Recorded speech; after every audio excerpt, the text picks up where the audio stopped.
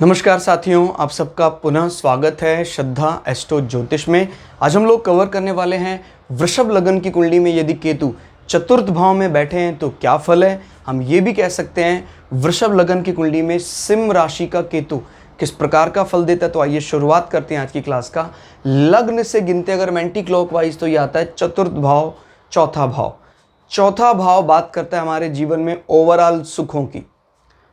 मैंने जितनी भी कुंडलियाँ ऑब्जर्व की हैं अपने अनुभव से यही आपको बताना चाहूँगा कि जीवन में 11वां भाव, दूसरा भाव जितना इम्पॉर्टेंट है उतना ही इम्पॉर्टेंट या कई मामले में इससे भी आगे चतुर्थ भाव है। कारण चतुर्थ भाव से ही जीव उन चीज़ों का अनुभव या सुख की अनुभूति कर पाता है।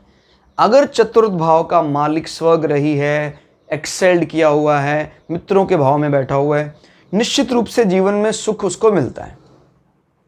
और अगर 11वां और दूसरा भाव अच्छा भी है लेकिन चतुर्थ भाव क्रैश हो गया आपका, तो इन सब के बावजूद भी उसको जीवन में कभी सुखानुभूति नहीं होती है। माता का सुख, वाहन का सुख, जीवन में ओवरऑल सुख, अपना भवन, उन सारे सुखों से वो वंचित रहता है। भवन होने के बाद भी जिस सुख की हम कल्पना कर रहे हैं वो सुख ये है चतुर्थ भाव। पांचवी राशि पड़ रही है यहाँ पर सिंह राशि। तो सिंह राशि कही जाती है सभी राशियों का एक प्रकार से राजा। तो जो भी वृषभ लगन वाले होते हैं उनका अपने माता के प्रति, अपने भवन के प्रति रवैया एकदम सूर्य की तरह होता है। जो होगा शाही होगा। माँ का भी इनका जो स्वरूप होगा वो सूर्य की तरह, राजाओं की तरह। अगर सूर्य अफेक्टेड हैं तो दिखावा जरूर होगा लेकिन रियलिटी नहीं होगी। और अगर सूर्य अच्छे स्थिति में है, सूर्य कहीं एक्सेल्ड करके 12वें भाव में चले जाते हैं तो फिर माँ का स्वरूप भी वैसा होगा और सोसाइटी उसको पूरी तरह एक्सेप्ट करेगी। हाँ भाई, माँ आपके, देखिए एक होता है मंगल का अनुशासन, एक होता है सूर्य का राजाओं जैसा नेचर। दोनों में फर्क है। अनुशासित तो सूर्य भी हैं लेकिन एक कमांडर का अनुशासन अलग प्रकार का है, एक किंग का अनुशासन अलग प्रकार का है। तो राजसी जो राजमहल में जो रूप दिखता है राजा का, वैसे आपके घर को भी आप बनाना चाहेंगे। सूर्य बली है तो बना लेंगे, सूर्य कमजोर है तो नहीं बना पाएंगे। अब केतु यहां सपोर्टिव है, कुजवत केतु। अब खुद समझ सकते हैं आप भाई, राहु यहां बैठकर सपोर्टिव है तो केतु यहां बैठकर सपोर्टिव है। इनफैक्ट आपकी कुंडली में अगर कोई कह देता भाई राहु अच्छा है तो जनरली इसका अर्थ यही होगा कि केतु भी अच्छा है। अब इसमें कुछ एक्सेप्शन तब आते हैं भाई, जैसे मेष राशि में राहु प्रायः जीवन के शुरुआती दौर में अच्छा फल नहीं देता है तो आप कहेंगे भाई राहु अच्छा नहीं है आपका। लेकिन केतु को देखा आपने तो केतु के साथ शनि एक्सेल्ड करके तुला राशि में आ गया तो केतु तो अच्छा बन गया। तो वो कुछ एक्सेप्शन है जो आपके दिमाग में होने चाहिए। लेकिन इन जनरल अगर दोनों अकेले अकेले हैं तो जनरली हम ये बात अंदाजा लगा लेते हैं कि भाई वो खराब है तो ये अच्छा है, सॉरी वो खराब है तो ये भी खराब है। समझिए जरा बात को, क्योंकि दोनों एक दूसरे की सप्तम दृष्टि से देखेंगे नहीं। क्योंकि अगर राहु यहां देख लेते हैं तो इस घर को खराब कर देंगे और केतु यहां देख लेते हैं तो इस घर को खराब कर देंगे। तो इसलिए सप्तम दृष्टि के लिए दृष्टिहीन माना है। ठीक है, अब केतु यहां बैठकर किस प्रकार का माहौल बनाते हैं उस पर चर्चा करते हैं। केतु देखो, बात तो हमेशा डिटैचमेंट की ही करता है और कहीं ना कहीं चतुर्थ का संबंध प्राइमरी हाउस ऑफ मोक्षा भी कहा जाता है। आपके घर में मंदिर का होना अवश्यम भावी है। आपके घर में कोई ऐसा कक्ष जहां आप एकांत में बैठना पसंद करते हैं। सूर्य अगर अच्छी स्थिति में है तो निश्चित रूप से भव्य कर देगा उस भवन को, उस कक्ष को। क्लियर हो गया। केतु का एजेंडा वही रहता है, डिटैचमेंट। लेकिन सोसाइटी द्वारा मोहर लगती है उस पर, उसको अच्छा ही माना जाता है। आपकी माताश्री, आपकी माताजी रॉयल हैं लेकिन बहुत ज़्यादा अपने बारे में बातचीत करना, बार बार अपने ही गुणों का बखान करना, ये सब चीज़ें उनको पसंद नहीं है, ना वो करती हैं। ध्यान रखिएगा, रूप से, स्वभाव से, पर्सनालिटी से एक किंगली होना अलग बात है। लेकिन अपने आप का बखान करके किंगली बनना वो एक अलग विषय है। केतु उन चीजों से दूर रहता है। क्लियर? तो चतुर्थ भाव स्थिति में आपको सुख दिलाने का काम करेगा जीवन में। आपका घर अच्छा होगा सूर्य की स्थिति से, और केतु उस घर में ज्यादा लिप्त नहीं रखेगा। ये एक पॉजिटिव एंगल लेना, कहता है घर बहुत अच्छा है लेकिन कभी भी उस चीज का अहंकार नहीं है इसको। माता का स्वभाव इनका अच्छा है, वाहन अच्छा उपयोग करता है, लेकिन अटैच नहीं रहता उससे कि टूट गया मेरा वाहन, ऐसा हो गया, मेरे घर में दिक्कत आ गई, ऐसा रोना चिल्लाना केतु के बैठने के कारण नहीं होगा। उसको एक एडवांटेज मानना है। देखिए, हमने कुछ राशियों में केतु के इस डिटैचमेंट को डिसएडवांटेज माना था, लेकिन यहां पर एडवांटेज का रूप लेता है। ये हृदय में कोई ज्यादा ऐसा विचार चलता नहीं है, कोई ऐसी कॉन्स्पायरेसी चलती नहीं है, तो हृदय दोष रहित होता है। फेफड़ों में कोई ऐसी समस्या नहीं दिखाई देती है। क्लियर? सूर्य अगर कमजोर हैं तो निश्चित रूप से जीवन में दिखावा होगा, लेकिन केतु के कारण कहीं ना कहीं हर विषय को लेकर आदमी का मोह जो है कम रहेगा, मोह भंग हो जाता है। मतलब भाई जैसे घर को लेकर आदमी बहुत अच्छा घर नहीं बना पाएगा अगर सूर्य अच्छा नहीं है, तो उसका एक समय के बाद उस विषय वस्तु से मोह भंग हो जाएगा। तो क्या करना है, मैं इतने लंबे समय तक परेशान रहा कि मेरा खुद का घर होना चाहिए, अब मुझे उसकी कोई खास आवश्यकता ही नहीं है। समझिए जरा, एक तो होता आदमी दुखी हो गया, रिजल्ट देने का हक इस घर के मालिक को है, और अगर कोई ग्रह एक्सेल्ड करके बैठ जाता है तो वो काफी हद तक पावर अपने पास ट्रांसफर कर देता है। लेकिन केतु और राहु को कहीं ना कहीं जरूरत है फिजिकल प्रेजेंस की। अब जैसे राहु यहां स्वग्रही जैसा फल देता है, केतु भी यहां स्वग्रही जैसा फल ही देंगे, फिर भी क्योंकि राहु और केतु में कोई फिजिकल प्रेजेंस नहीं है, तो यही देखने में आता है कि अगर घर का मालिक अच्छी स्थिति में ना हो तो राहु के फल बहुत लंबे समय तक सुख नहीं दे सकते, चाहे वो सपोर्टिव राशि में भी बैठा हो। क्योंकि मुख्य रूप से क्या है ये इल्यूजन, भ्रम, और भ्रम तो आपको पता है, रियलिटी तो एक रियल चीज है, एक वर्चुअल चीज है तो वर्चुअल ही वो। इसलिए हमें फिजिकल प्रेजेंस की बेहद आवश्यकता है। केतु की दृष्टि की बात करते हैं, 1 2 3 4 5, यहां से केतु पांचवी दृष्टि से दूसरी अग्नि तत्व राशि धनु राशि को प्रभावित कर रहे। धनु राशि का स्वामी बृहस्पति है। ये आपके ससुराल पक्ष अनुशासित, सत्य को सत्य और असत्य को असत्य बोलने वाला, यानी बोल्ड होता है लेकिन लड़ाई झगड़ा करने वाला नहीं होता। बृहस्पति की बोल्डनेस अलग लेवल की है। क्षत्रिय राशि मानी जाती है धनु राशि। क्लियर होगा? अगर बृहस्पति अच्छी अवस्था में है, कहीं एक्सेल्ड करके यहाँ बैठे हैं या यहाँ बैठे हैं, तो अच्छा हो जाएगा हाउस। और केतु की दृष्टि अगर बृहस्पति कमजोर अवस्था में भी, तभी भी केतु आपके मोक्ष वाले पार्ट के लिए निश्चित रूप से कार्य करवाता रहेगा। और कहीं बृहस्पति का सपोर्ट मिल जाए फिर तो कहना ही क्या। अष्टम भाव आपकी कुंडलिनी जागरण, अकल्ट नॉलेज, इन सारे विषयों के प्रति आपका रुझान बहुत पॉजिटिव कर देता है। क्लियर? तो केतु की दृष्टि यहां अच्छी मानी जाएगी।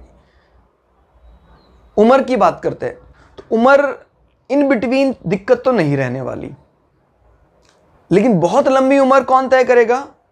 बृहस्पति की अच्छी स्थिति, स्वग्रही मित्र भाव में, तो यहां बैठ जाए, यहां बैठ जाए, यहां बैठ जाए, उम्र अच्छी होगी और इन बिटवीन कोई ऐसी परेशानियां नहीं आएंगी। केतु हमेशा ही, और अपनी राशि में तो, यानी जीवन में कोई अगर बीमारी भी होगी तभी भी उस बीमारी से जातक को कोई विशेष कष्ट की अनुभूति नहीं होती है, क्योंकि केतु उन सब चीजों को बॉदर ही नहीं करता, ज्यादा ध्यान ही नहीं देता। कहता है यार ठीक है, कहता जी वो आपके ये विषय खराब हो गया आपका, कोई बात नहीं, विचार किया आगे बढ़ गए, बस ज्यादा दिन उसको मन में नहीं पाले रखते हैं कि यार वो तो मेरा काम खराब हो गया, वो टूट गया, वो बीमार है, ठीक है, उसके कर्म करेगा वो, लेकिन वो मनोवृत्ति में एक बीमार, मतलब कह सकते हैं एक दुख का या कष्ट का काम नहीं करेगा। ये एक अच्छी बात है भाई।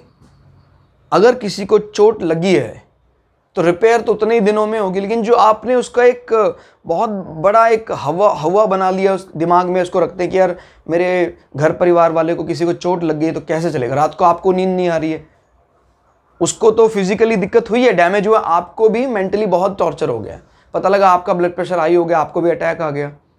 उस समय हमें पूरी तरह से धैर्य से काम लेना चाहिए, और ये धैर्य बिना इन प्लैनेट की मदद से संभव ही नहीं है।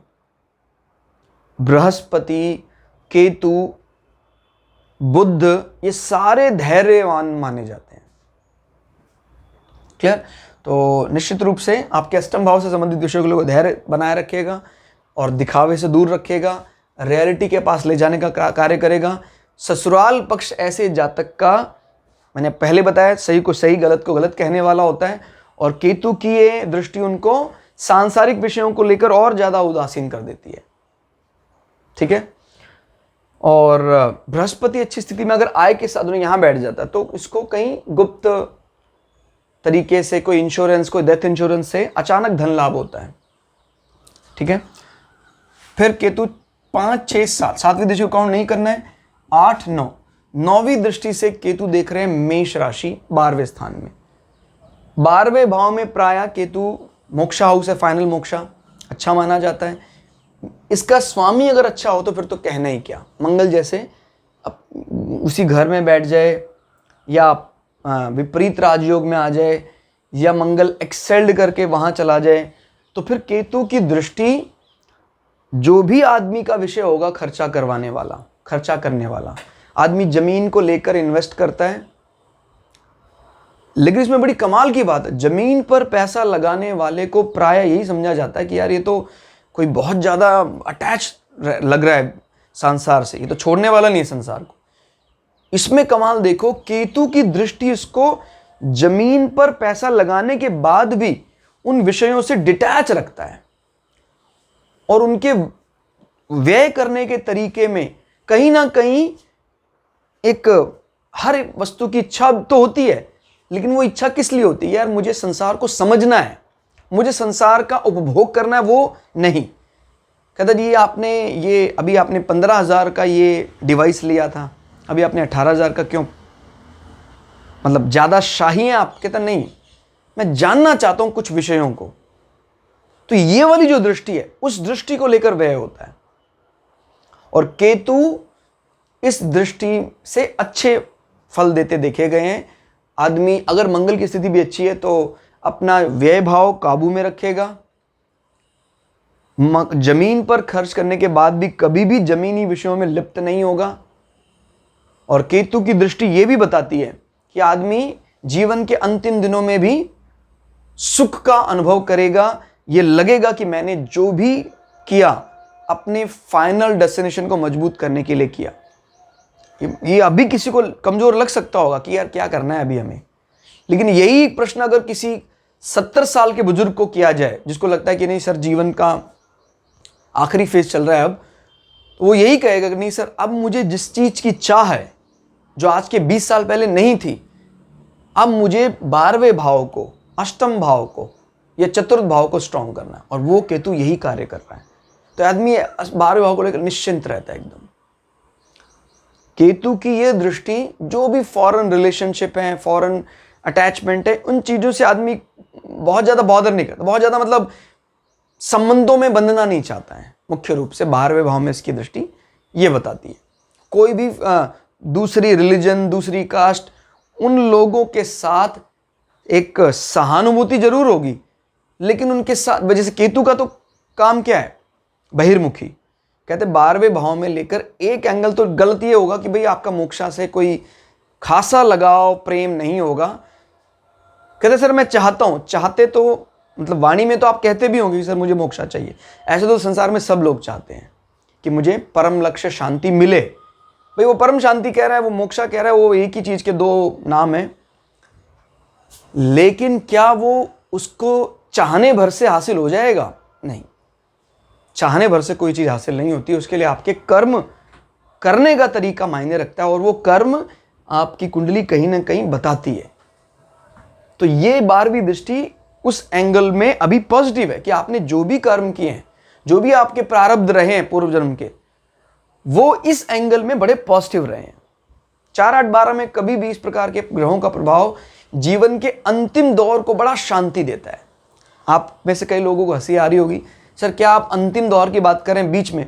भैया अगर आपका ये वाला जीवन अच्छा भी हो गया तो इस बात की क्या गारंटी है कि आप अपने जीवन को एक अच्छा जीवन डिक्लेयर कर पाएंगे? क्योंकि जीवन का अर्थ होता है पूरा जीवन, कोई 4 या 5 या 10 साल नहीं। और वो पूरा जीवन, इनफैक्ट सबसे इंपॉर्टेंट पार्ट उसका जो आएगा वो हमारे अंतिम समय में ही आएगा। हमारा एग्जामिनेशन सिर्फ एक दिन होता है, लेकिन प्रिपरेशन पूरे साल भर चलती है। लेकिन अगर आप विचार करें सबसे इंपॉर्टेंट डे कौन सा है? जिस दिन हमारा एग्जामिनेशन है, क्योंकि वही तय करेगा कि आप अपग्रेड होंगे कि आप डिग्रेड हो जाएंगे। ऐसे ही हमारा मृत्यु का दिन हमारा एग्जामिनेशन है, हमारा पेपर तो वही है। अभी तो प्रिपरेशन चल रही है हमारी। कहता सर मैं तो जॉब कर रहा हूं, क्या प्रिपरेशन? अब आप खुद समझिए, कई लोग जॉब में रहते हुए भी उसको ईश्वर की सेवा मानकर करते हैं, तो मनन चल रहा है वो। मैं किसी ने ये नहीं कहा कि मोक्षा का अर्थ यह कि अपनी जॉब छोड़कर बस माला लेकर आप लगे रहे, नहीं। आप कहीं भी किसी भी एमएनसी में काम कर रहे हैं, आप करते रहें, लेकिन मन से वो लगन ना टूटे। और मैंने आपको एक व्रत करने का तरीका बताया है। किस प्रकार का व्रत का मतलब खाली भोजन का व्रत होता है। दुर्भाग्य से 90% से ज्यादा लोग यही मानते हैं कि भोजन का ही तो व्रत होता है बस, और क्या व्रत होता है। और भोजन में भी वो लोग किस प्रकार से व्रत रखते हैं, बड़ा दुर्भाग्यपूर्ण है। इससे बेटर है आप अनाज खा लें, लेकिन अनाज नियम से खाएं। आपको भगवान विष्णु कभी भी कोई श्राप नहीं देंगे।